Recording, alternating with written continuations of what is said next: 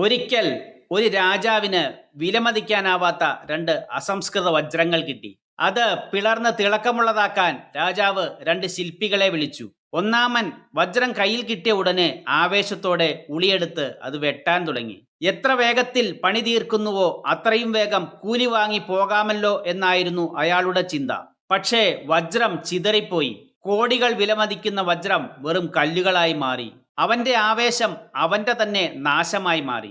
രണ്ടാമൻ വജ്രം കയ്യിൽ കിട്ടിയ ഉടനെ സൂക്ഷ്മമായി അതിനെ തിരിച്ചും മറിച്ചും പരിശോധിച്ചു. മണിക്കൂറുകളോളം അതിലേക്ക് നോക്കിയിരുന്നു.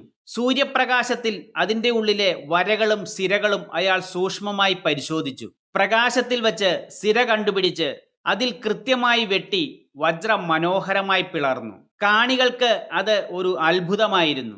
പക്ഷേ അയാൾക്ക് അതൊരു കണക്കുകൂട്ടലായിരുന്നു. അയാൾ ചിലവാക്കിയ സമയം വജ്രം മുറിക്കാനായിരുന്നില്ല, എവിടെ മുറിക്കണമെന്ന് പഠിക്കാനായിരുന്നു.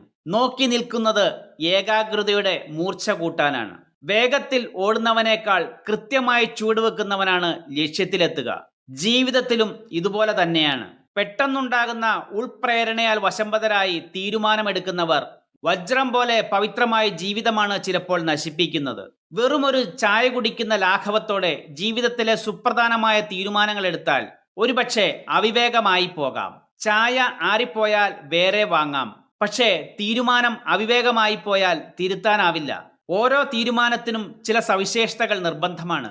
ഉൾക്കാഴ്ചയില്ലാത്ത ഉൾബലം മൗഢ്യമാണ്. സാമാന്യ ബുദ്ധിയുടെ അകമ്പടിയുണ്ടെങ്കിൽ സാഹസികത നല്ലതാണ്. ക്ഷമ ദൗർബല്യമല്ല, കാത്തിരിപ്പ് ബലഹീനതയുമല്ല. ചില സാഹചര്യങ്ങളെ മറികടക്കാനുള്ള ഏറ്റവും ഫലപ്രദമായ മാർഗം അറിവിനെ തിരിച്ചറിവാക്കി മാറ്റാനുള്ള സാമാന്യ ബുദ്ധിയാണ്. ചിന്താഗതിയും മനോഭാവവും മാറാതെ ഒരാളും വളർച്ചയുടെ പടവുകൾ കയറില്ല. തുടക്കത്തിലെ ആവേശം വിജയമല്ല, അവസാനത്തെ ഫിനിഷിംഗ് ആണ് വിജയം. വീഡിയോ ഇഷ്ടപ്പെട്ടാൽ ഷെയർ ചെയ്യാനും ലൈക്ക് ചെയ്യാനും സബ്സ്ക്രൈബ് ചെയ്യാനും മടിക്കരുത്. നിങ്ങളുടെ കമൻറ്റുകളാണ് എൻ്റെ മോട്ടിവേഷൻ. താങ്ക്